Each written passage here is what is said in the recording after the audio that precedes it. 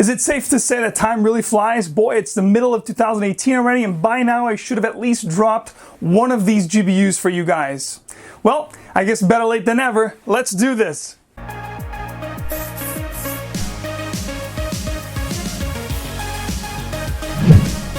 What is going on, Fragrant fans? Max Forti to bring you another video. Today it's going to be the first installment of 2018 of my series GBUUO, Good, Bad, Ugly, Underrated, and Overrated. And today, of course, we're going to be talking about the house of Penhaligons, the British house from the UK. In this video, I'm going to be sharing with you all 12 fragrances that I have from this house, and I'm going to tell you exactly what I think about each one of them. And in the end, I'm going to let you know which one is the good, the bad, the ugly, the underrated, and most overrated from the house. Originated in London, UK, this fragrance house was first introduced in 1870, mostly with barbershop aftershave kind of scents. And their first actual fragrance was not introduced until 1872, and it was called Bouquet.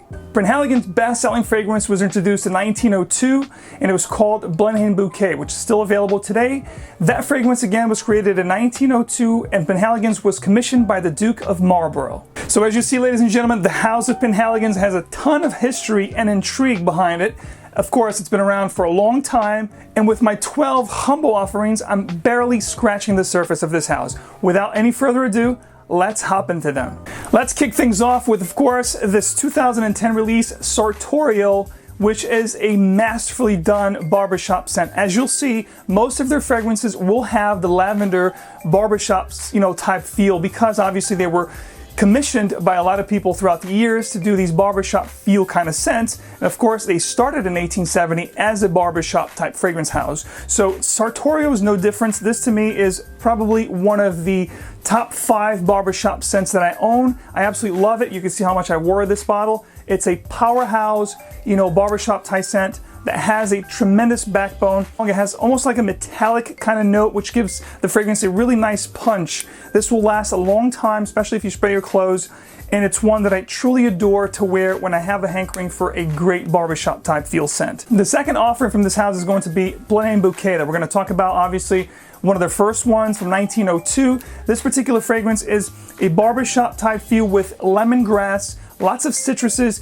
Think of Cologne from Acqua di Parma. That's the kind of fragrance we're talking about here. A very light, more ethereal type scent, if you will, but still retaining a little bit of the barbershop feel, but a lot more citruses going on here. Beautiful lemongrass, just great, awesome for the summertime, springtime.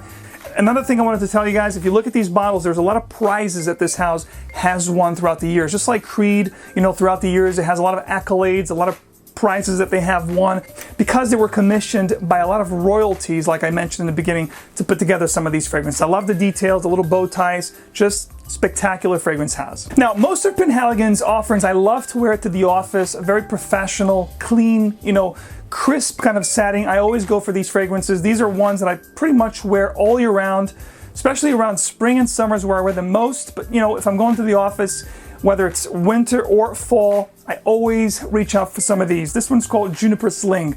Now this one here will remind you of Mugler's Cologne.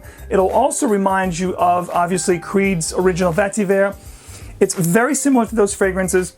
However, it has a little bit of that barbershop feel in the background, and it's definitely very smooth, a very well-blended composition, if you will. What I love about Juniper Sling is because not only it shares notes with Mugler Cologne and, original Vetiver from Creed, but it also adds a note of cherry at the dry down and also a little bit of a cinnamon nuance up top, which gives this fragrance a little bit of a je ne sais quoi when you compare with the other two. It's a little bit different. It will remind you of those two fragrances I talked about, but I think it's different enough with the cinnamon and the cherry that will grant you owning this as well if you like that type, that genre that I just mentioned of those two other fragrances. I absolutely love this one. It's definitely one of my favorites from the house. Now here's a very intriguing offering from this house from 2014. This is Biolea, a great fragrance. If you like Lidge from Guerlain, L'Instinct Guerlain Extreme, you will absolutely love this one. It has a lot of the same character, the scent profile as Lidge, minus the cocoa. So you're going to have the orange, you're going to have a little darker patchouli kind of a dry down, minus that cocoa, minus that cacao kind of a dry down that you get with Lidge.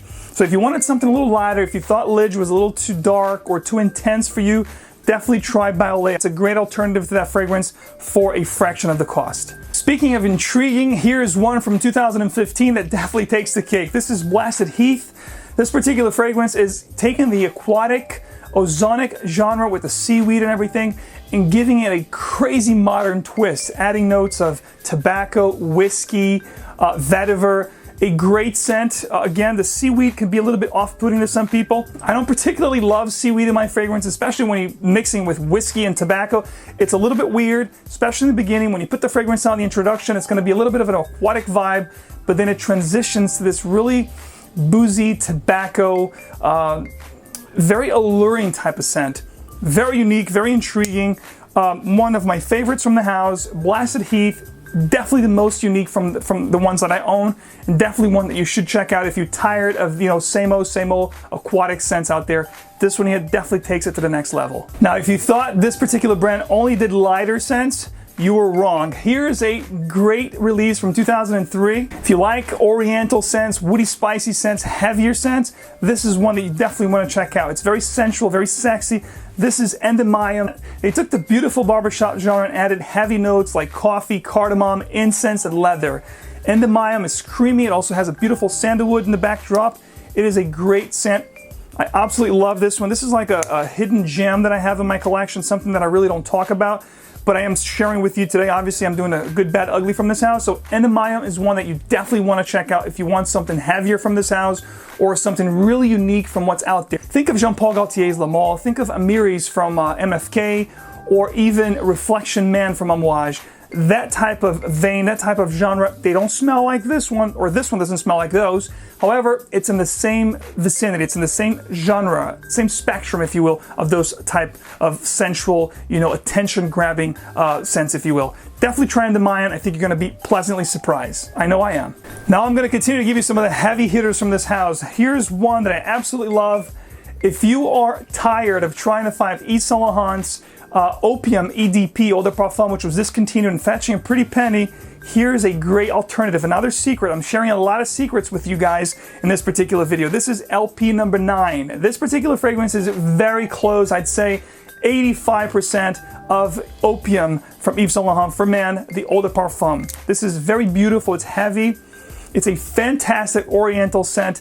If you love Opium from Yves Saint Laurent, definitely try this one. You're gonna know exactly what I'm talking about as soon as you spray this on. This one has a lot of my favorite notes when I'm looking for an Oriental scent.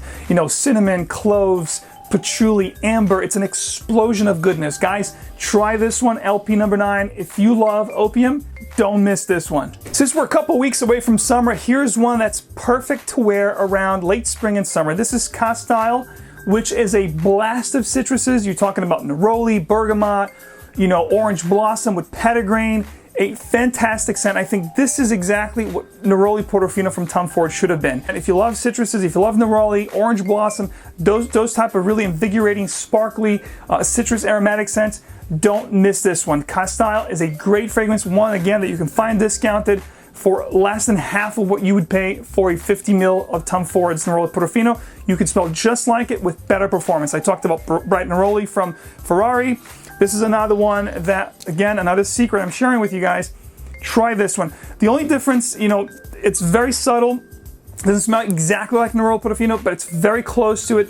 This is a little bit more old school, meaning you're gonna get a little bit of that barbershop in the background that's gonna come up front as it dries down. But again, if you like bolder scents, definitely try this one. All right, now this next one here is definitely walking into the area that I love, which is the fougere type scents. Taking that barbershop type feel, adding some greenness, some earthiness, some hair-chested kind of boldness to it. This is Douro Eau de Portugal. Now, it does not smell like Bois de Portugal from Creed. It does has resemblances with a lot of the powerhouse fragrances that we love. You know, your Dracar Noirs, your Azaro Pour Homme, your Paco Rabannes. It's gonna have that fougere type of aura and elements with this fragrance, with the barbershop feel type scent. Some powderiness to it, but it's quite more earthy and green than anything else.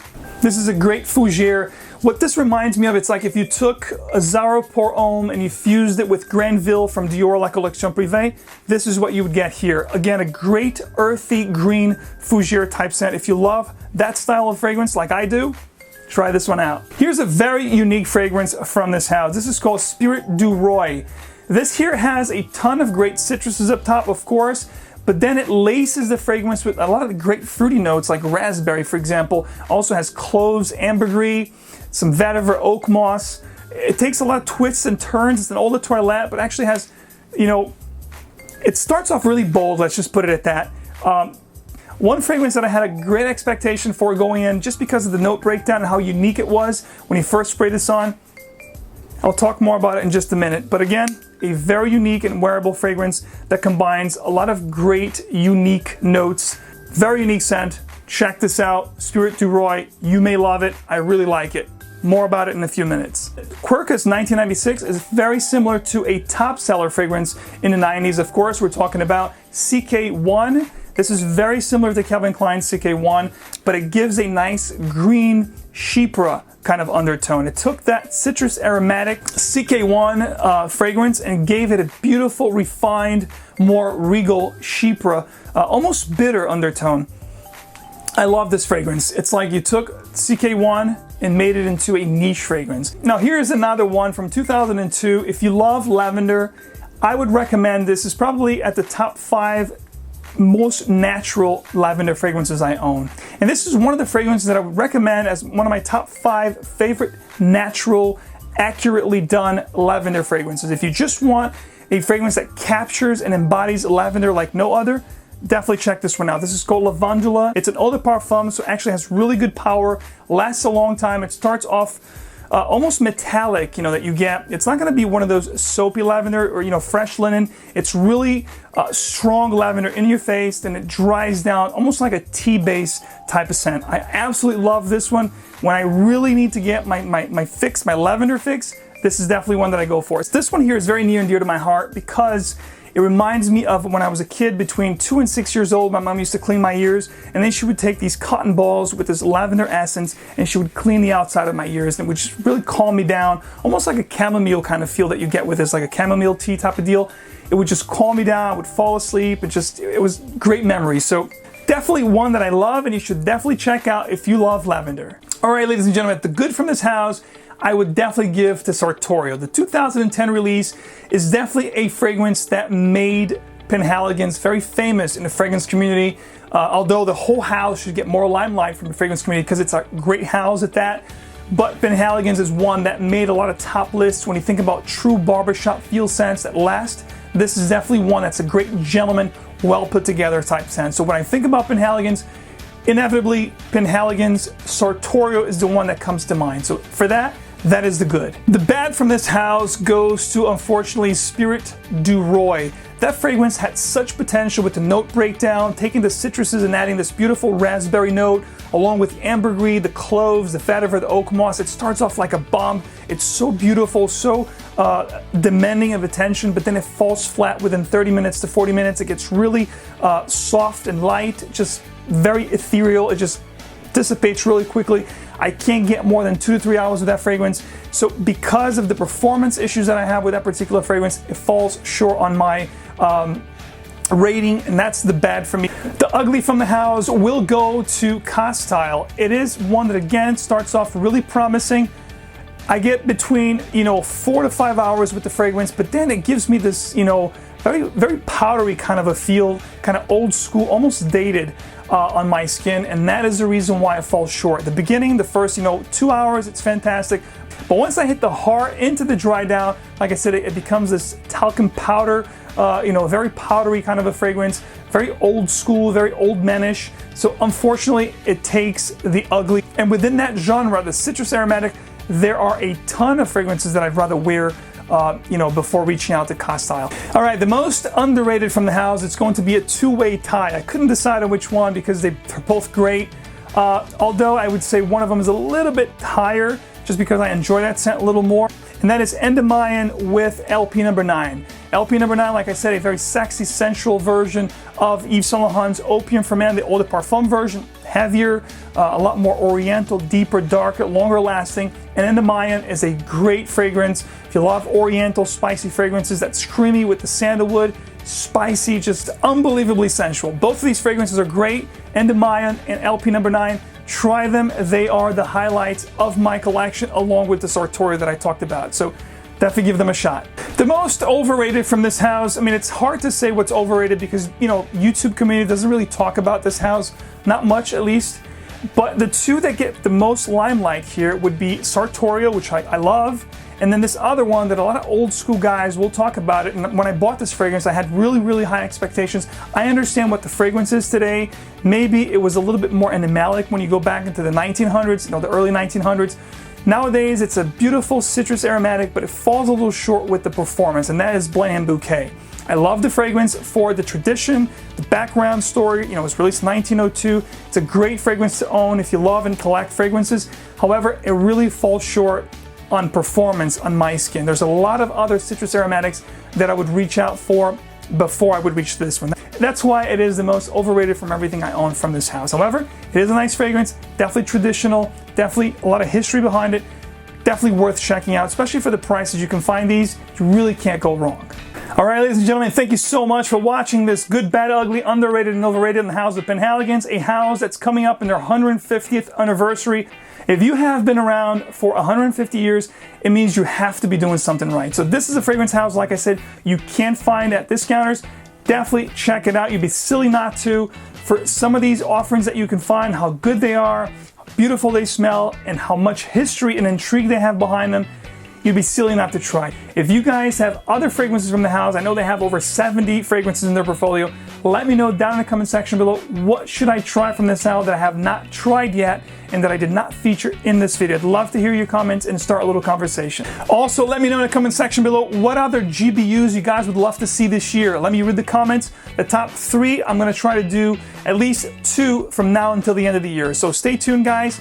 Vote down below. Let me know which other GBUs you guys will look forward to seeing on this channel. And of course, if you haven't yet, please don't forget to show your support by liking, sharing, subscribing for a lot more great content. And also, don't forget to enable notifications so you get first dibs on new releases, fragrance reviews, just like this one, and everything fragrance that happens on this channel, and of course, on the Emporium of Scents Facebook group.